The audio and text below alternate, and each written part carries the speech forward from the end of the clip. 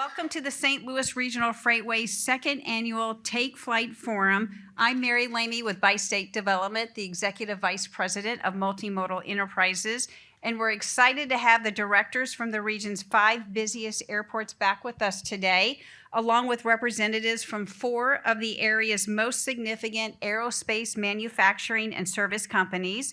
With our event last year, it highlighted the collective annual economic impact of the airports and their tenants, and we're looking forward to the directors' updates today. We'll also be taking a deeper dive into the region's aerospace manufacturing and service ecosystem. So first thing we want to do is we want to talk about that ecosystem, and we want to hit you with some really good, compelling statistics. So as many of you know, the Bi-State region has a significant history in aviation innovation and production, so it may not come as a surprise that we are home to 49 aerospace manufacturing businesses. Collectively, these businesses account for nearly 17,300 employees. With recent expansion announcements by Boeing and Gulfstream, that number will grow an estimated 5% in the coming years as nearly 1,000 new jobs are added. Over 300,000 individuals are employed in industries secondary, tertiary, or supportive to aerospace manufacturing here, and an expansion underway at Westar Aviation will add another 100 jobs to the total, further illustrating the vital role of this ecosystem. But those numbers are not the only numbers to be excited about. Aerospace manufacturing is more than 2.5 times more concentrated in the St. Louis area compared to the national average. And our aerospace manufacturing workers are 5% more productive. These factors are driving continued investments with an estimated $5 billion in projects planned over the next 5 to 10 years by the airports and the major tenants. So over the next 90 minutes, we're going to learn more about some of those planned investments and gain insight into the significance of the Bi-State area's aerospace and aviation industries and the tremendous job opportunities that exist in this vibrant sector of our region's economy. So we've got a really ambitious agenda, and we've organized our program into 2 sections. So first, we're going to hear from our 5 airport directors. Then we're going to bring up our industry leaders. And the plan is at the end of the 2 panel discussions, we're going to bring the airport directors back up and do a Q&A session. So now what I'd like to first do is introduce our 5 group of panelists, starting with Danny Adams, director of the St. Louis Regional Airport since early 2022, located in East Alton, Illinois. St. Louis Regional Airport supports more than 1,500 jobs with an annual economic impact of $480 million. Danny is currently overseeing a series of investments at the airport that will positively impact those numbers. And next is Rhonda Hamm-Niebruegge, Executive Director of St. Louis Lambert International Airport, who has been with the airport since 2010. STL is the largest and busiest airport in Missouri, hosting operations of 12 airlines, with Southwest Airlines offering the most daily flights, and it serves an estimated 15.9 million passengers annually. Sandy Shore. She is the director of the St. Louis Downtown Airport, located in Sauget, Cahokia Heights, Illinois. This airport is owned and operated by Bi-State Development and contributes more than $422 million in economic impact for the region and more than 1,500 full-time and part-time jobs. Next is Darren James, Interim Director, MidAmerica St. Louis Airport, located in Muscuda, Illinois. This airport operates under a joint use agreement with Scott Air Force Base.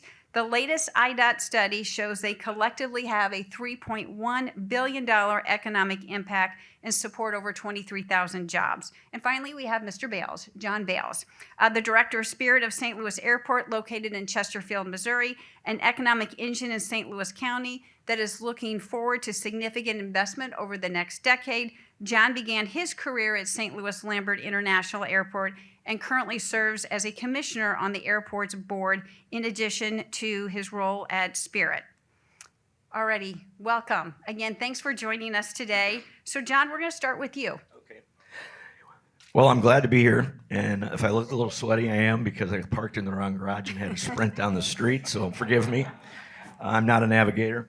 And she's given us 5 minutes to speak. asking an airport director to talk for 5 minutes is like asking a baby not to cry. So I'll do my best, Mary. Spirit is the busiest business aviation airport in the FAA Central Region, which includes Missouri, Iowa, Kansas, and Nebraska, and consistently rank second or third. We go back and forth with Kansas City International on traffic. We always follow Rhonda, but we're chasing her. We also boast 155,000 operations per year. That's about 425 flights a day. As the airport continues to grow, one of the assets we do have is we're one of only 5 ports of entry in Missouri, which includes St. Louis, Kansas City downtown, Springfield, and of course Spirit. While we don't have nearly as many seats or people to clear, we do have 330 international arrivals per year. As far as our development, we're looking at $200 billion going forward, and that includes private and public investment.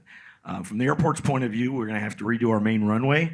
From the private sector, we have a major operator that's looking to expand a 45,000 square foot hangar. And then we have a major corporation that is going to lease land. I can't release that yet. We have a major T-hangar complex going in, and we also are we're giving back to the community through the Spirit of St. Louis Air Show and STEM Expo. That focuses on science, technology, engineering, and math. We're also a very proud partner of the Red Tail Cadet Program, which teaches kids from Ferguson to fly for free. It's a residential program. They arrive on Sunday night, wheels up on Monday morning at 8 o'clock, and ground school. And then at night, they actually have business literacy classes given by the community. So Spirit is really proud to be here. We enjoy this very much. We did it last year. Thank you. All right, John, you did a fantastic job. Hard part's over, or maybe not. You still got to find your When I'm sweating car. and running down the street, you know. Okay, so you did a fantastic job. It's great to learn more about Spirit and the significant impacts and investments that you've got coming down the pipeline. Rhonda, you also have a major investment in the works. Can you provide a quick overview of St. Louis Lambert International Airport and your expansion plans? Sure. Good morning, everybody. You know, I think we have been working for the better part of 11 years to get the airport financially sound and grow our partnerships to be able to really think about the future and where we go. So we're embarking on that, and we have been since we completed our master plan in conjunction with WSP, which was approved this past spring. And we've been negotiating with the airlines on a new consolidated terminal complex. Everybody should know we have 2 separate terminals. While that has worked and served us for many years, it's not the best setup as we think about the future. We've got multiple checkpoints, multiple baggage claims. Obviously, the main terminal was built in 1956, so the aging infrastructure is getting very costly for us to maintain. The new consolidated terminal plan would keep the historic domes of Terminal 1. You know, those domes are known throughout the world as one of the greatest airport architecturals in the industry. So the domes would stay, the lobby would get reconfigured, and then we would look at a 62-gate single terminal concourse. So one united checkpoint coming out once you pass through the ticketing area, and a dual-sided concourse, which we don't have today on a lot of our concourses. So we would push the concourse out a little bit. You'd see gates coming on both sides. That's critically important as we think about Southwest and the growth of what Southwest is doing from a connecting standpoint. You know, a decade ago, they had 10 or 15% of their connecting traffic. This year, they'll exceed 35% of that. Last month, 38% of their market share was connecting through St. Louis. So that connecting traffic today is really starting to butt up against our growth opportunities because of the single-sided concourse in Terminal 2. So really thinking about the future, thinking about potential growth with Southwest as well as our other partners, the consolidated terminal complex with dual sides is really the way to go. We also tear down the existing garage. I know we don't have enough parking. I hear it every day. So Terminal 1 garage, which has about 2,000 spaces, would go up to somewhere between 7,900 spaces. The roadway gets reconstructed as well. That's a major key point because we have such congestion today on the roadways coming in because there's such a short turn coming into both Terminal 1 and Terminal 2, especially in Terminal 2. So we'd have a long roadway system coming in that's more standard for the industry. So a lot of that, it's a big project. It's about $2.8 billion. That's assuming that the costs stay intact, and we have looked at elevated costs throughout this process. But what we're trying to get to right now is an agreement to go out for architectural design. So we separated out some enabling projects. You probably saw the story a couple of weeks ago. We approved $335 million of enabling projects that we decided to undertake now. So those projects are moving our airfield maintenance facility, building a new central utility plant and an Ameren substation, building a new West de-icing pad, getting an executive program management team on board, and then also tearing down the Missouri Air National Guard. Those projects are moving. Some of those are already under design. You'll see construction and deconstruction starting next year. And then we're continuing to negotiate on the longer view of the consolidated terminal. Negotiations go up and down like any negotiations, but they're going fairly well, I would say. And it would be our hope that we could get an agreement sometime in the summer. Then we've got approval processes on that. And then we would go out for that full architectural design of the terminal. So we know that the complex works with what we're trying to do. The preliminary design, which is only at approximately 10%, is the perfect fit. It was chosen after looking at about 22 models in conjunction with all of our partners. So it's a big project. It's moving along. The enabling projects we're really happy about, and it's our hope we can get there sometime in '24. Very good. Thank you, Rhonda. Danny, what can you tell us about St. Louis Regional Airport? Yes, St. Louis Regional Airport. We're located in Madison County, Illinois, only 30 minutes away from this spot right here. We're home to a great MRO, Westar Aviation. You're going to hear from them, as well as over about 100 privately owned aircraft hangars. So you got an aircraft, you need a place to park it. We're happy to entertain those customers. We have 2 runways capable of supporting just about any aircraft. We get frequent military visitors pass through. Private aircraft from around the world come in for maintenance, so we're open to all different types of aircraft. We're a staff of 11 full-time employees. So being an airport authority, we don't have the full resources of a grants department. So we're a small, mighty staff of 11. So we like to rely on our partnerships, whether it's Hanson Professional Services, Leadership Council, Bethalto Chamber of Commerce, Riverbend Growth Association, even the other airport directors are very helpful. Relying on those partnerships really helps us out.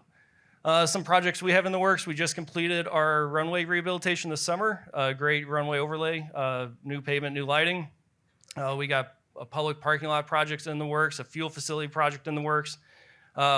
We got a new hangar going up through a private company you're going to hear about today with Westar Aviation, and a lot of growth that we're just trying to keep up with Westar. They're very aggressive and progressive on their timelines and projects, and just trying to keep pace with them, keep them happy as a great tenant. Very good. Thank you, Danny. Darren, you're up next. Tell us about MidAmerica St. Louis Airport. Well, good morning. I'm the junior airport director up here, and I'll say that we're also the junior airport. So we just reached 25 years old this past year. So just looking forward to continuing to build and grow and enhance the service that we provide to the southwestern Illinois area. As Mary mentioned earlier, we are one of 21 joint use facilities throughout the nation. If you're not familiar with what that means, essentially is we partner with a military facility. So Scott Air Force Base is a close partnership that we have. They have active duty, they have Air National Guard, and they have Air Force Reserve missions. And we're a happy participant in their missions daily, whether it's KC-135, C-40s, or C-21 missions that are flying out of there. We have the ability to support with the runway over at MidAmerica St. Louis Airport. Mary already mentioned $3.1 billion in the tune of about 23,000 jobs. Obviously, that's largely part of, or mostly part of Scott Air Force Base, but we do have some very close tenants that work with us and enhance the economic impact in the area. Obviously, Boeing being one of the largest ones, Boeing St. Clair. We're very excited for the production facility that is continuing to be worked on. The main building obviously is up, and we're excited for the tooling to be brought over so the MQ-25 can start production. As far as the airport itself, we're designated as a primary non-hub airport.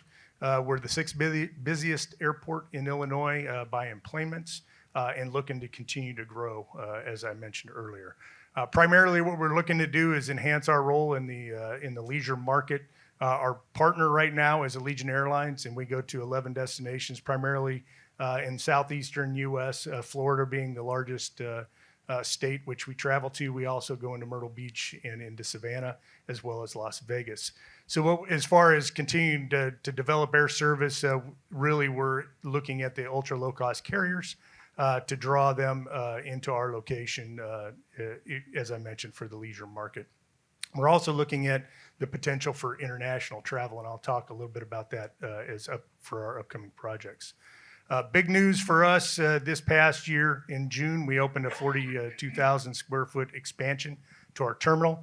So really the focus there is both to enhance capability as well as the customer experience. So whether it's as they arrive to the airport, curbside security and ADA enhancements that were made through ticketing, TSA now, if you've been to MidAmerica Airport, our TSA checkpoint was extremely compact previously. Now we have a whole section that is dedicated to TSA with the ability to expand to 3 lanes we're operating 2 right now. In the upper portion, we are able to add 2 passenger boarding bridges and additional areas for passenger holding as well. And then for our legacy, what we'll call the legacy terminal, the pre-existing terminal, pretty much every finish is being touched, whether it's flooring, as far as tile, carpeting, paint, obviously. And our concession space has been completely redone by Tailwind. So we're very excited for the service that we're able to provide to our customer. As far as future enhancements, what we're looking at doing, I mentioned the ability to expand into international travel.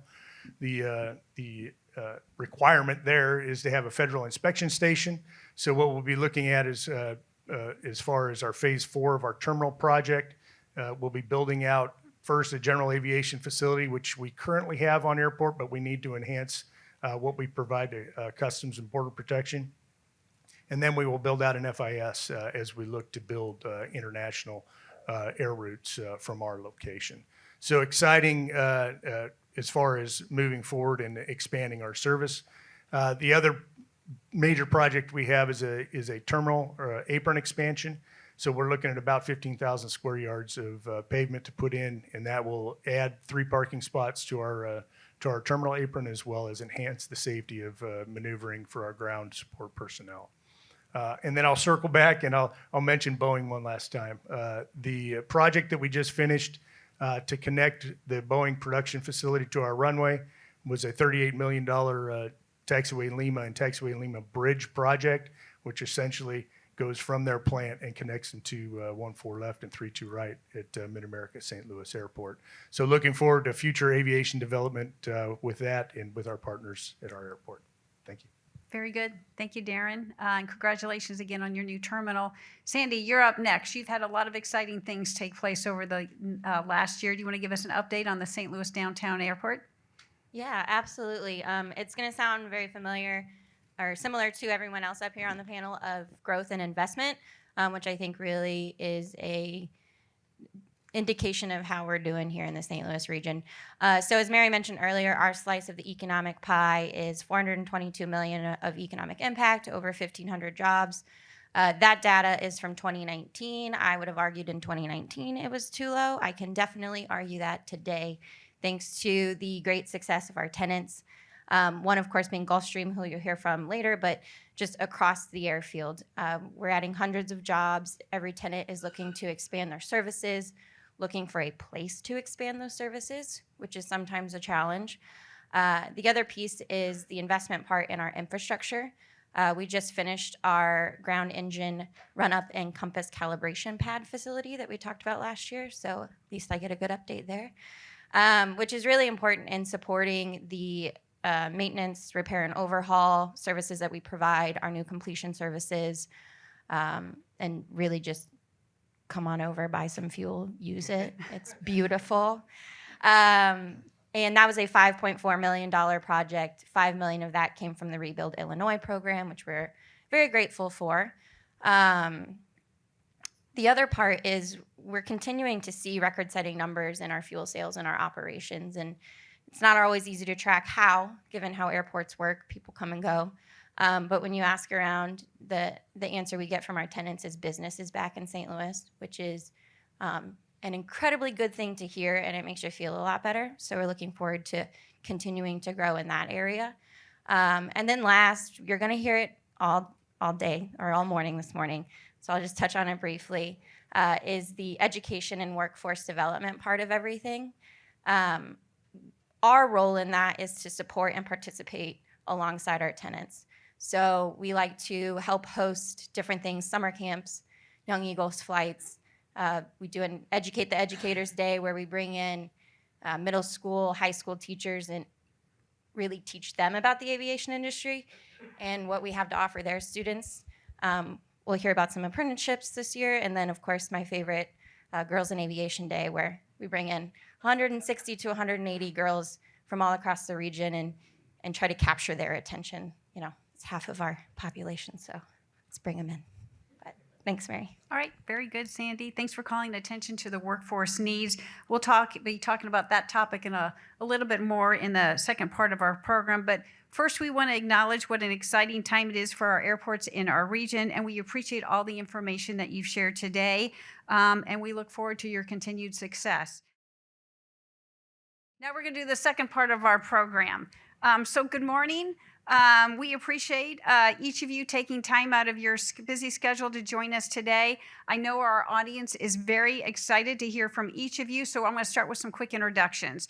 So first up, we have Randall Gessler with the Boeing Company. Randall joined Boeing in 2005 and currently serves as the Senior Director of State and Local Government Operations for the Global Aerospace Company's Central and Southwest region. In this role, he is responsible for connecting elected officials and community leaders in 9 different states with Boeing's business operations. Next, we have Tony Ray, Vice President and General Manager of St. Louis Completions for Gulfstream Aerospace Corporation. Tony has been an employee of the General Dynamics Aerospace Division for 18 years, serving in roles of ever-increasing responsibility with both Gulfstream Aerospace and Jet Aviation. We are also pleased to welcome Brian Bauwens, General Manager of the East Alton and the St. Louis Downtown Airport sites for Westar Aviation. As General Manager, Brian oversees day-to-day operations, planning and project management, quality control, and building maintenance. And our final panelist is Jason Noll, Director of Sales and Marketing for AVMATS, a family-owned aerospace company with operations in Missouri and Illinois that provides parts, components, airframe, and engine support services to mid-sized jet operators. In this role, Jason is responsible for connecting operators with the company's service offerings while working to develop strategies that improve sales pipelines. So we're thrilled to have each of you here, so thank you very much. So we're going to dive right into our first question. It's the same question that we have for each of you.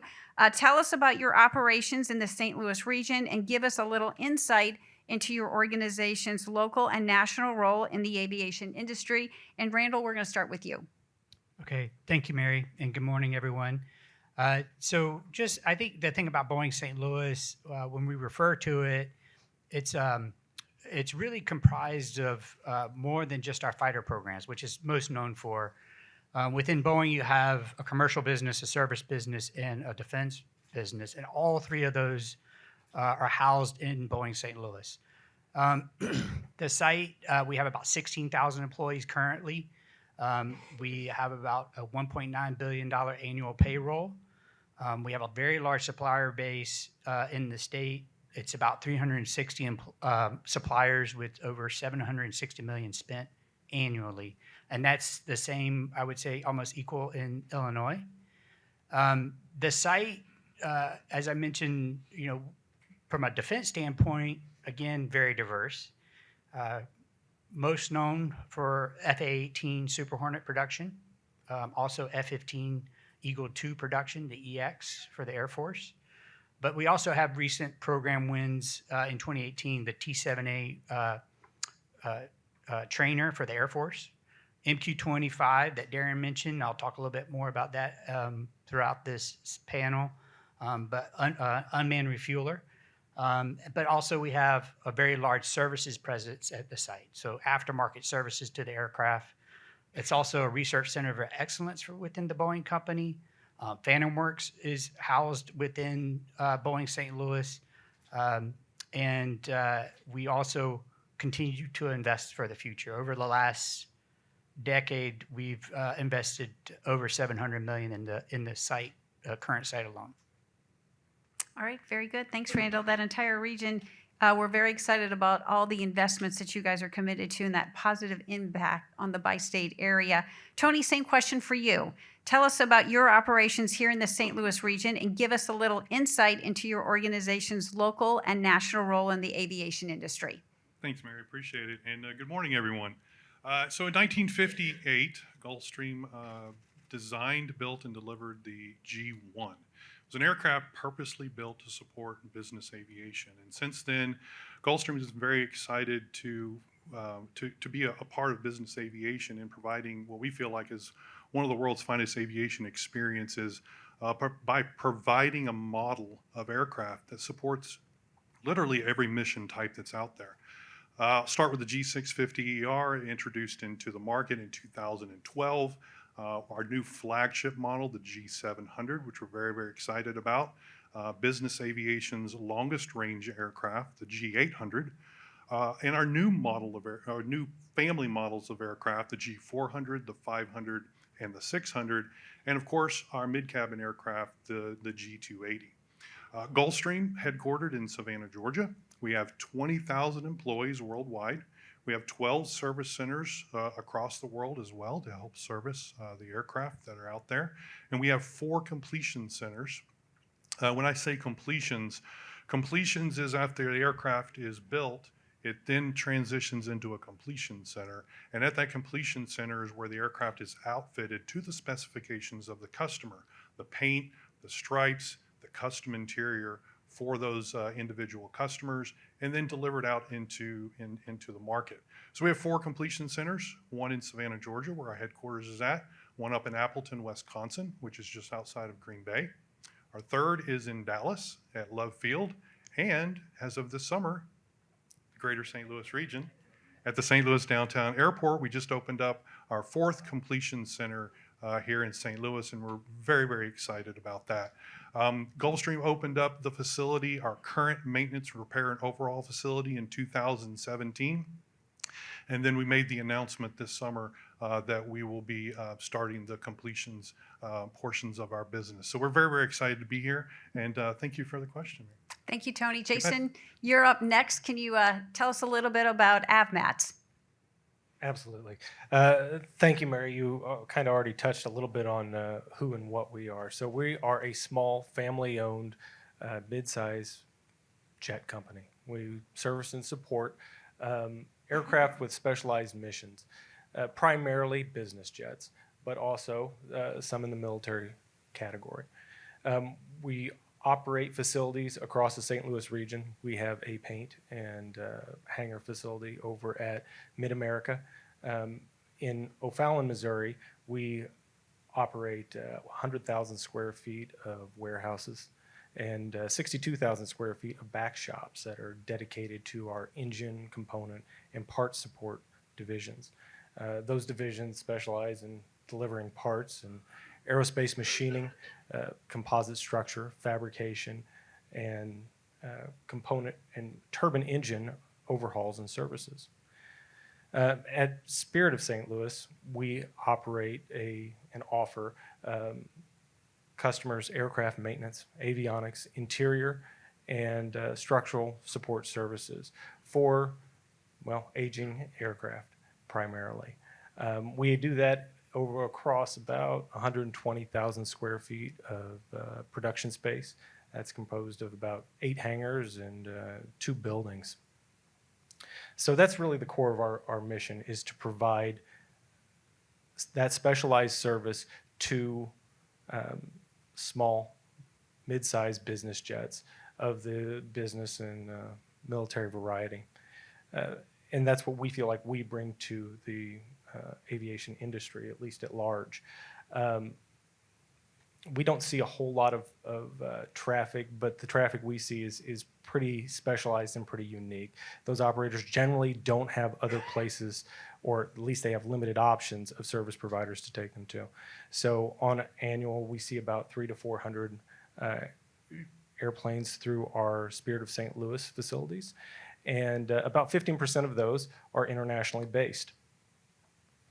So while the majority of our events are targeted around scheduled maintenance and repair, we still do more than a fair bit of work in terms of structural services for other MROs in the region and around the nation.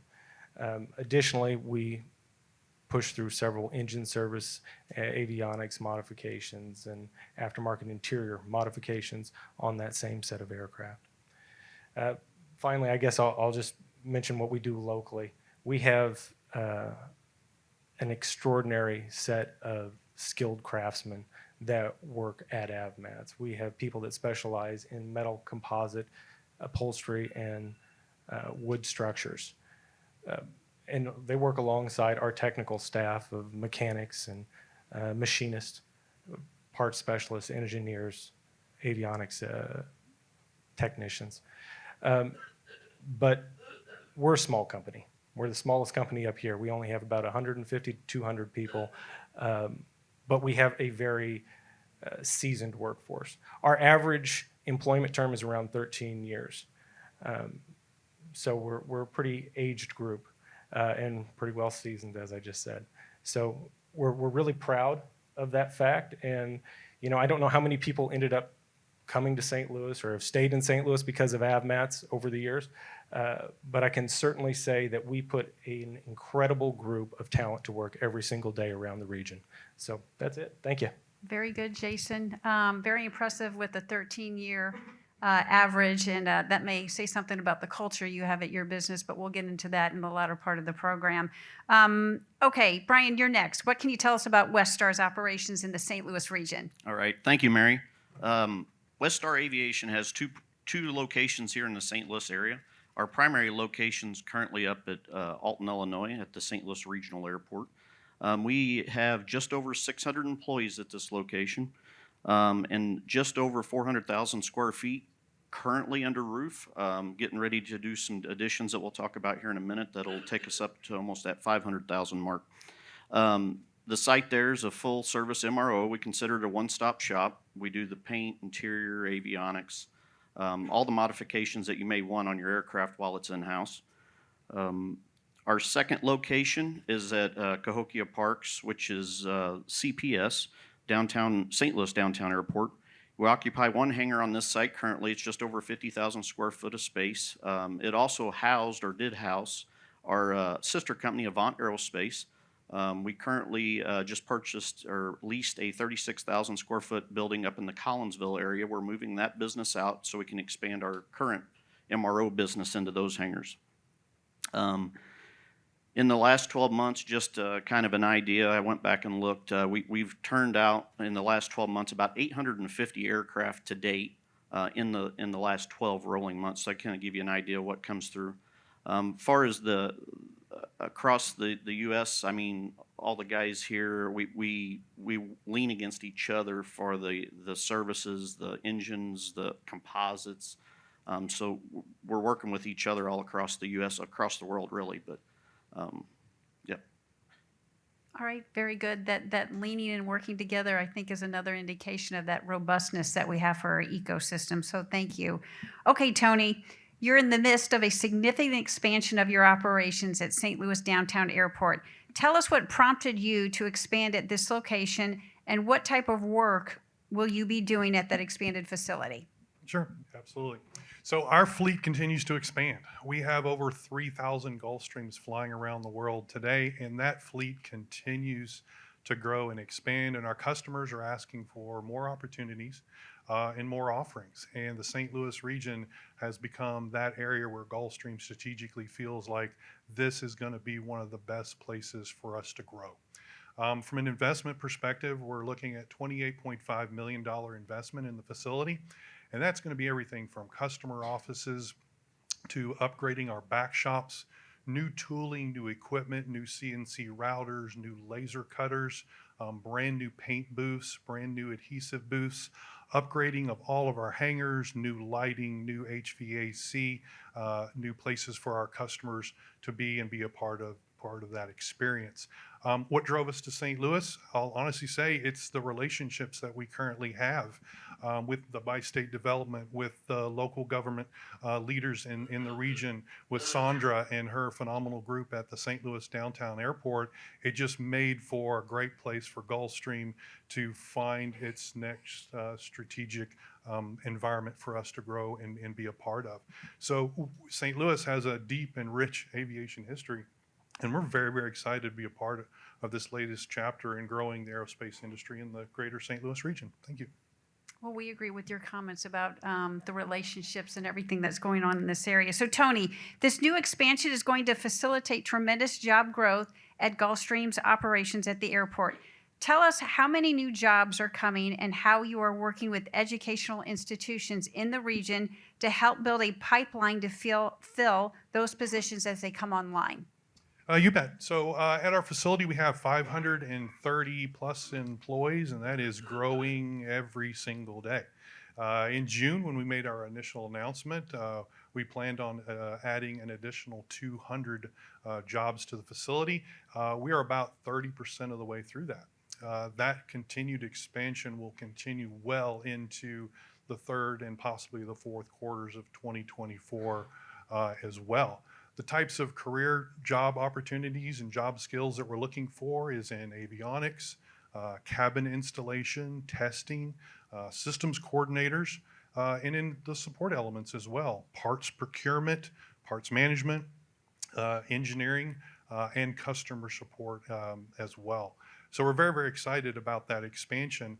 But when you talk about workforce development and talent pipeline, we're extremely excited to be partnering with our local schools, Belleville East and West High School, with Cahokia High School. We are currently participating in the CAVE, which is the Center for Advanced Vocational Excellence. We have Gulfstream employees and our subject matter experts, trade skillsmen that basically go to these schools every single week and train high school employees on the various types of skilled jobs that are out there in aviation. We're very, very excited about that. We have a very robust apprentice program where the apprentice students during their junior and senior years can work full-time during the summers at Gulfstream, and then they work part-time during the school year, half of that being in school, half of that being in Gulfstream, and it gives them the opportunity to be offered full-time jobs once they graduate from high school, and they'll have worked with us and will know exactly what those skilled trades are. We're also establishing the student leadership program, and we had our first event over at Belleville East High School a few weeks ago where we're partnering with the high school, and we've got programs that allow us to get with students who are interested in the aviation industry so they can be part of capstone projects, so they can be part of forums like this, so they can go on field trips and learn about the aviation industry and where do they feel their career growth may land with them in the aviation industry. So we're very, very excited about the talent pipeline and the workforce development that we have currently going on in the region. Thank you. Very good. Great information, Tony. Thanks for sharing. Randall, Boeing has operations at St. Louis Lambert International Airport and MidAmerica St. Louis Airport and plans for growth at both sites. Tell us what's underway and what's coming. Yeah, thanks, Mary. Yeah, very exciting news we've had of late, both at MidAmerica and at Lambert. The one thing I did want to mention before I jump into those, the other one I mentioned that St. Louis is a very diverse site that I failed to mention was we also do 777 work in St. Louis, which was actually our last, probably our last major announcement when we moved that work here, leading edges and trailing edges, major wing assemblies for the 777. So first I'll start with MidAmerica. And Darren mentioned this, but our MQ-25 final assembly building is near final completion and occupancy starting soon. But actually, we've been there since 2011, long time. We actually started there with a fab center, and that fab center is still there. That's separate from the MQ-25 facility. So that's components for F-18, 15, CH-47. But in September of 2021 is when we had the announcement for the new MQ-25 facility, and we're really excited about occupying that building next year. And as Darren mentioned too, the taxiway construction and all has been wonderful. So fast forward till a lot of activity that started this summer, working with St. Louis Lambert and Rhonda and her team and the city and the county, all great partners. We are working on a potential expansion with a planned capital investment of $1.8 billion and up to 500 new jobs. St. Clair, for comparison, $200 million investment, 300 new jobs. So it's a $2 billion capital investment in the region, and we're very excited about it. It's advanced manufacturing, so there's actually two parcels of property that actually Mayor Jones just signed the lease last month. One's referred to the Brownlee property, which is on the eastern side, and then on the western side of the Boeing campus north of the airport is called the Northern Track. So those are the two pieces of property. It'll be a combination of assembly buildings, flight ramp space, et cetera. But we're very excited about the expansion. Thanks, Randall. We love being able to highlight such significant investments in the region. Sticking with you, what are some of the factors fueling your additional expansion here in the St. Louis region? Well, Mary, it's what we're all talking about today, and Tony alluded to some of this as well. It's this ecosystem, right? Boeing's had a long-standing presence in the community. It's the partnership, it's the relationships at all levels within this ecosystem, whether that's with the airports, whether that's with nonprofits, with the business community that's here, the business partners, the chambers. I know a lot of you here in the audience today. From a nonprofit standpoint, I'll just highlight, we gave $13 million here locally last year. That's charitable grants, charitable dollars, that's volunteer hours, matches. But we focus in certain areas: veterans, STEM, and efforts around diversity, equity, and inclusion. And then that whole community, that ecosystem, that is foundational to who we are and what we do in the region. We talk about veterans. We have another great resource in this ecosystem is Scott Air Force Base, Fort Leonard Wood, Whiteman Air Force Base. Great sources for talent in the aerospace industry. And we also have a great partnership with St. Louis Community College. We have 2 training programs there. One's called an assembly mechanic program. One's a composite specialist program, both free to the student. But once you graduate, you're guaranteed an interview. And we just hired our 1,000th graduate out of that program recently. And then we've also made a major investment in the Advanced Manufacturing Innovation Center. That'll be in North St. Louis City. So, this evolution of St. Louis as an advanced manufacturing hub for the Midwest. We're heavily involved with that. And the last piece I'll mention, obviously, is our higher education institutions in the region, both in Illinois and Missouri. We have relationships with them, long-term relationships, and heavily recruit out of those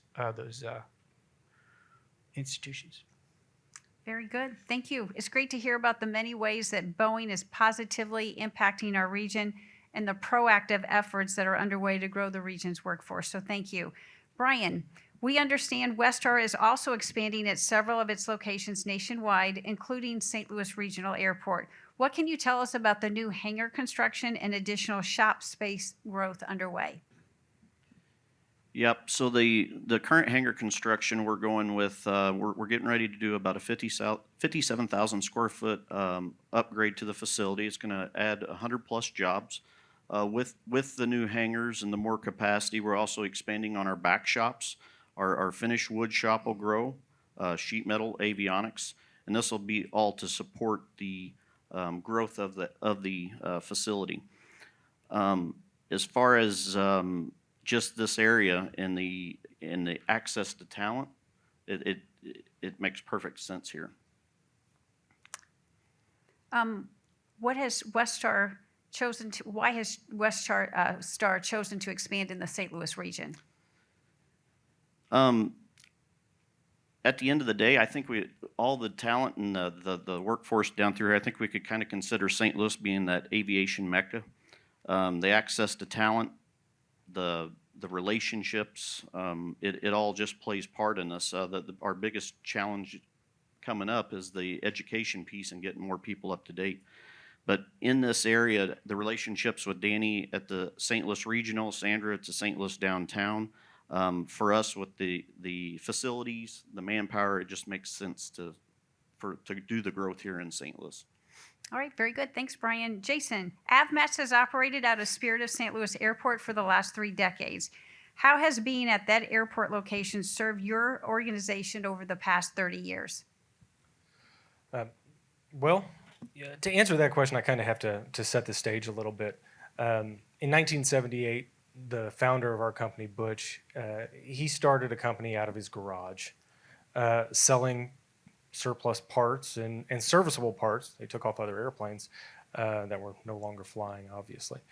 It'd be awkward otherwise, right? So when we branched out and set up shop at SUS Spirit, it was really a new direction for the company and kind of an uncertain one.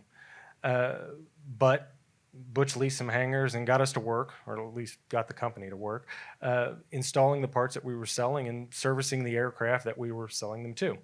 So as time went on, that model really kind of worked out for us. And the airport made this easy. They helped us work in and around the airfield, giving us lease opportunities, giving us the ability to build an engine test cell, to build some hangars, to add some more capacity and support all throughout the process. So, like I said, as time has gone on, we've grown and grown at that facility. And it really services our clientele, maybe our niche of clientele, really well, because Spirit boasts some really cool things that the other airports unfortunately just don't have. And one of them is the port of entry, which is great for our international customers. It makes it a lot easier for them to get in and out. But in addition to that, the airport administration themselves are, like I said, fantastic to work with. And the runways are great, and the surrounding community is booming. So from our client standpoint, it's a easy place to visit, and it's a wonderful place to stay while their aircraft are being serviced. And then from our standpoint as a business, the airport administration is super responsive. They're pro-business and pro-growth. So they've made kind of everything possible for us. So I guess in short, the answer to your question there, now that I've droned on, is we wouldn't be the company that we are today without Spirit and the fantastic leadership. Very good. Okay, so AVMATS is a family-owned business, which you mentioned. How unusual is that in the aviation aerospace industry, and how does that impact your company's culture? Did I mention that? We are. That's actually a really good question and kind of a hard one to answer. I don't know how many companies, at least aerospace companies, got their start as family-owned companies. Certainly, less of them are family-owned today, or at least continue to be family-owned, and maybe even less of them are started as family-owned businesses. I know as time goes on, typically those tend to drop off. We were started in 1978, so we're a 45-year-old company, and we're still owned by the same family, the Giesmans. And it's really kind of cool because for us, our culture really sprung out of those initial humble beginnings in that garage. When Butch employed and started that company, he employed his friends and family to do the work, to do the business. So everybody just kind of started off in that family environment. And that culture's just sprung and continued out of there. So as we grew at Spirit and at our other locations, we just kept hiring more family and more friends. And with Butch's lead, our employees started bringing their families to work. And so, aside from the Giesmans, which still are at the company, and Justin is now at the helm, which is Butch's son. Butch passed away a few years ago. His children have started working at the company, and should they continue, they'll be the third generation still in the business, which is fantastic news for us, and at least for me. Maybe I get to keep a job. But it's more than that. So like I said, our employees started bringing their spouses and children to work, and their nephews and nieces. And it's kind of cool, but if we look at it, about 21% of our workforce is made up of the employees of our families of our other employees, which is kind of neat. So we have our owners and we have the families of our employees all kind of working together. I mentioned earlier that we have an average term of 13 years, or employee term, and a lot of that's driven off of this family environment. People that work together, they kind of push each other, they help each other succeed, and everyone has to work up from the ground up in order to earn a place at the company. We're very meritorious in that regard, I suppose. But part of the thing that's come out of that is we can look at our workforce and say, honestly, that 25% of our current workforce have been at the company for 20 plus years. We've got 10% of the company that have been with us for 30 years. And we've got a good handful of people that have been with the company since the founding. That's 45 years ago. And there's not many other, at least big businesses, and maybe even small businesses that can make that same claim. But in addition to that, that family culture is just to the core what we're all about. And it's really part of even our mission statement in terms of how we approach solving the problems for our industry. Great answer. And it's great to see a homegrown business doing so well in the region, so thank you. Okay, so we've reached this part of our program where we have our final question for each of you. Tony, we're going to start with you. St. Louis Downtown Airport recently completed construction of a new $5.4 million ground engine run-up and compass calibration pad project. How important are investments like that to your continued growth of your operations? First word that comes to mind is invaluable, vital. As we continue to expand the tools and the offerings for our customers, and we have a worldwide clientele, this additional tool is great for Gulfstream, but it's also great for all the customers who come from around the world to have a compass pad and a place to run up their engines, because it's a vital part of our service and support development. With that said, huge thanks to Governor Pritzker, to the state of Illinois, to our local, state, and government leaders in the area, to Sandy and her fantastic group there at the St. Louis Downtown Airport, to the Bi-State Development. We're extremely grateful to these partnerships to allow us to continue to achieve our strategic goals here at Gulfstream, to be a part of the greater St. Louis region. Thanks. Thank you, Tony. We're continually amazed at what can be accomplished through that power of collaboration.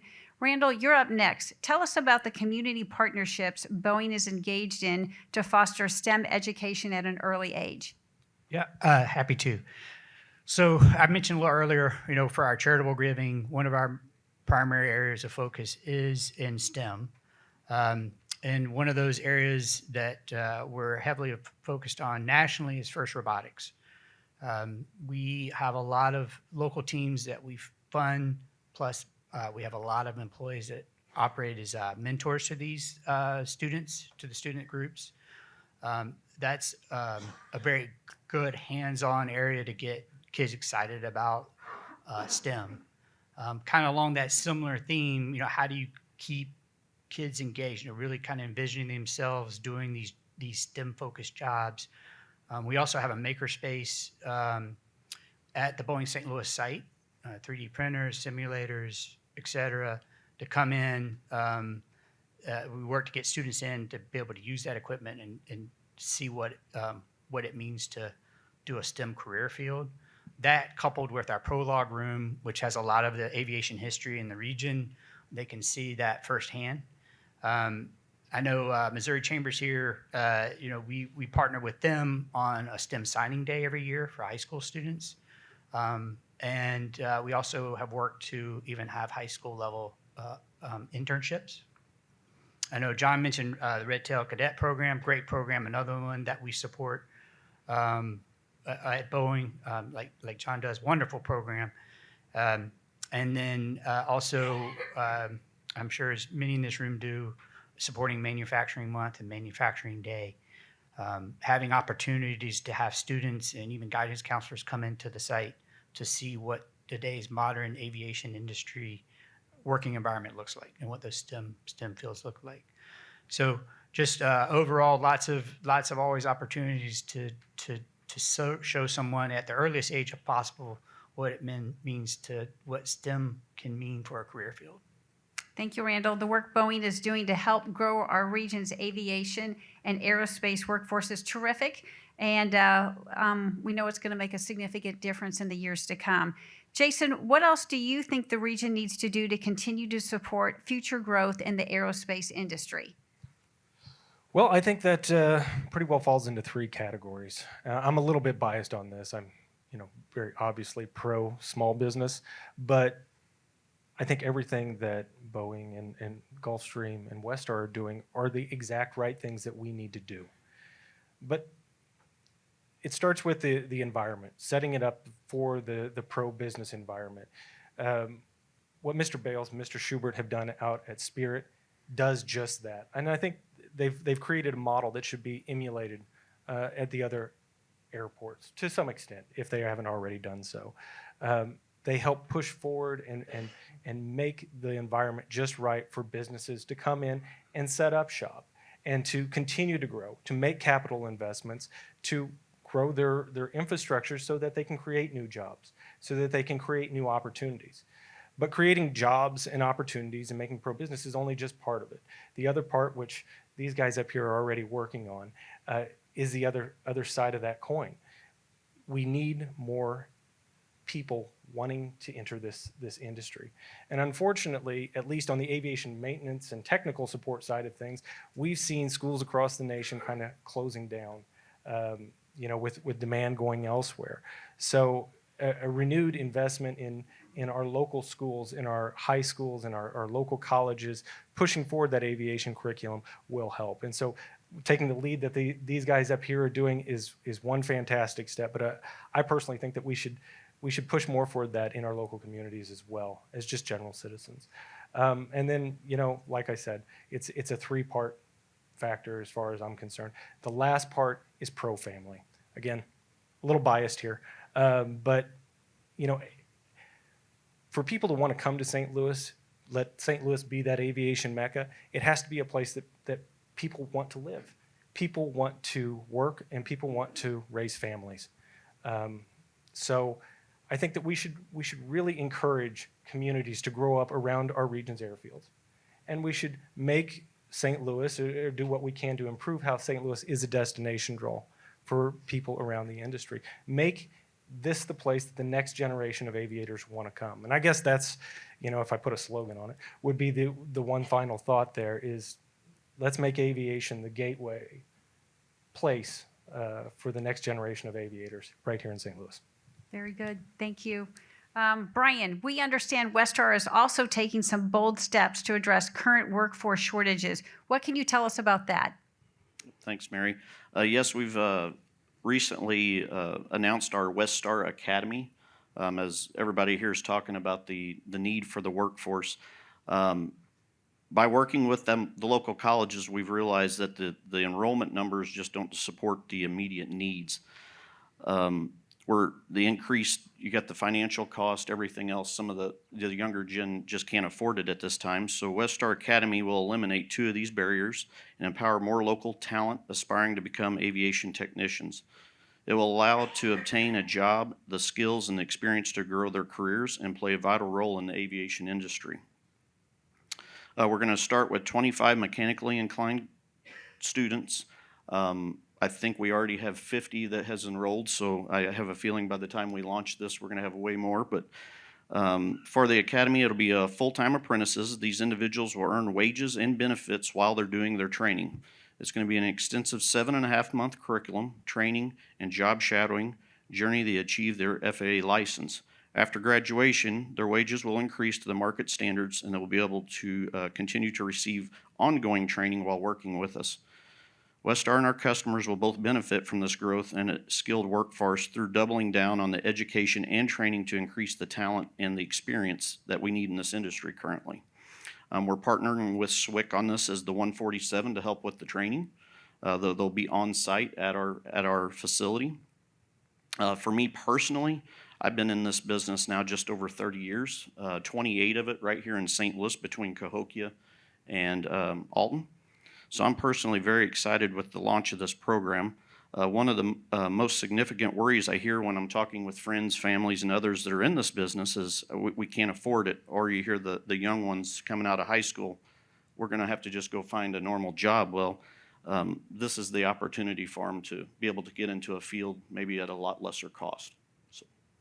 All right, very good, and congratulations on your new Aviation Academy. So I want to thank the four of you for participating in today's panel discussion. Let's give them a round of applause. And then we're going to open it up to Q&A. My name's Dan Human. I'm with Progress 64 West, a community organization out in West St. Louis County. I'm just interested in how let me call it, the most junior airports fit into the aviation picture. I know well Creve Coeur Airport, and they have 100 hangars or so, small aviation. Just any comments that you might have? You want to go first? Small airport. So that's what we do. The small single twin engine piston aircraft are intended to come to airports like St. Louis Regional to stay away from the St. Louis Lamberts, the Spirits, the MidAmericas, Watch it. where it'll cluster up the airspace. So the intention is come to the reliever airport. We're happy to serve those. I don't know. I'm gonna set Darren up. I think we've been around a really long time, and you hear about all this growth and investment and everything, and there's only so many airports, and you're gonna run out of real estate. So anytime you hear a new airport, it's like, well, I'm not gonna use it. Why would we invest public funds? It's because this is the industry we're supporting, and the money's gonna get into the community and continue to circulate. So that's why we need our Darrens of the world. So the new airport, right? 25 years old. To the point I made earlier, obviously you're looking to find a niche, right? We're not going to compete with Lambert, but what can we serve and how can we provide a service to the Southwest Illinois or greater St. Louis area?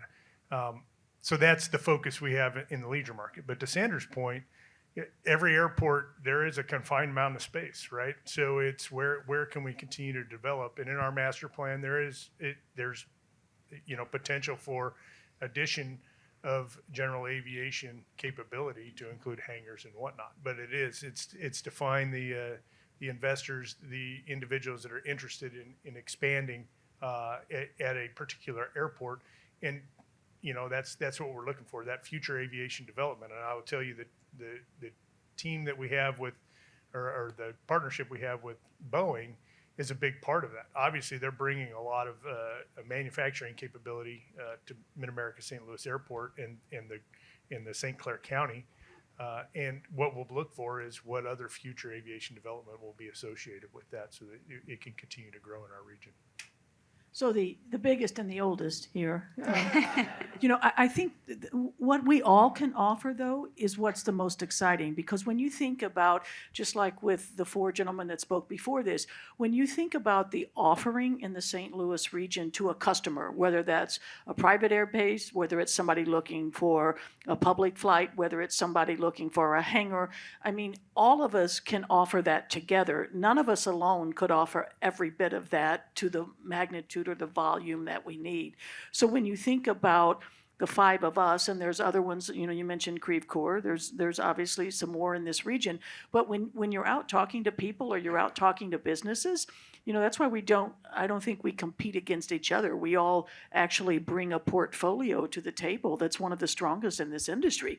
And we need to talk about that more. We need to talk about that aviation sector, and I forget which one of the gentlemen before, but I think it was Jason said, I love the idea of trying to make St. Louis that next base of aviation enthusiasts, because what you want in aviation you can find here when you put us all together.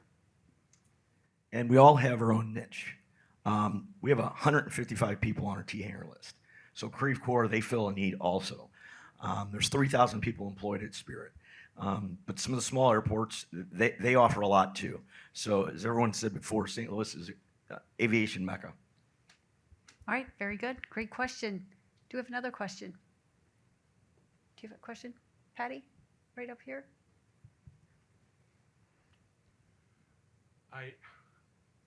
Do you hear me? Yeah, okay. My conclusion I've come to is that St. Louis has both the depth and the breadth to keep growing in aerospace. And you're an example of that. And I compare that to places like Tulsa or Wichita that I think are getting much more constrained in the human aspects, in the logistics aspects. And so in that sense, do you share my enthusiasm about St. Louis, about the breadth and the depth of the potential here? I completely agree, and very well said. You're dead on. Well, and look at the universities. I mean, you've got Warrensburg has the aviation program. You got St. Louis Parks program. You got SIU has a great program.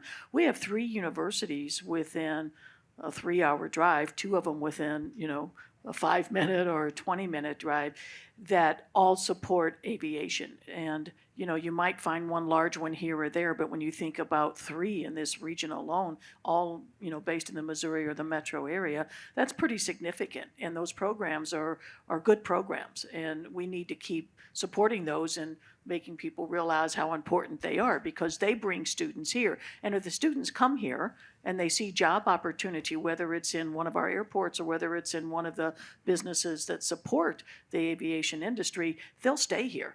So that's the critical piece. I mean, I think the universities play a big role in that as well. I just add Southeast Missouri State just add an aviation program also. Yep. All right, very good. All right, so that completes the 2 panel discussions. I do want to give another round of applause. I hope you all recognize that we had 9 panelists. They're all very good at what they did. We covered a tremendous amount of information. They're concise, and like I said, they're far exceeding. So let's give them a round of applause. Final comments. So I want to thank our audience, all of you taking time out of your schedule and being so engaged with today's event. I think our biggest takeaway from today is that there are a lot of really great things happening in our aviation and aerospace manufacturing ecosystem. And as a reminder, that ecosystem is going to continue to grow. And over the next 5 to 10 years, you're looking at $5 billion of investment that's going to be taking place with the help of the 9 panelists that we had with us today.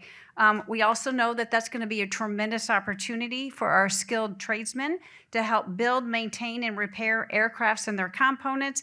As our airports expand, there will be a need for operations personnel, and there will continue to be a demand for many of those positions in the industries that are going to have a ripple effect from that growth. So it's great to hear about the workforce development initiatives currently underway. I'm also pleased to announce that the St. Louis Regional Freightway, we will be collaborating with all of our panelists today and several other leaders who are actually in the audience today who are educators to launch a new task force that will support those efforts. The purpose of the St. Louis Regional Aerospace Manufacturing and Aviation Task Force is to provide a platform for bi-state leaders like our panelists today to share industry-related information, programs, and events that help connect, promote, and elevate that continued growth of the aerospace and manufacturing and service aviation industry, similar to all the great things that you heard about today. Our first meeting is going to be scheduled at the end of this month, and I hope that you're going to hear some more updates after the first of the year. So again, thank you to all of you for participating in today's event.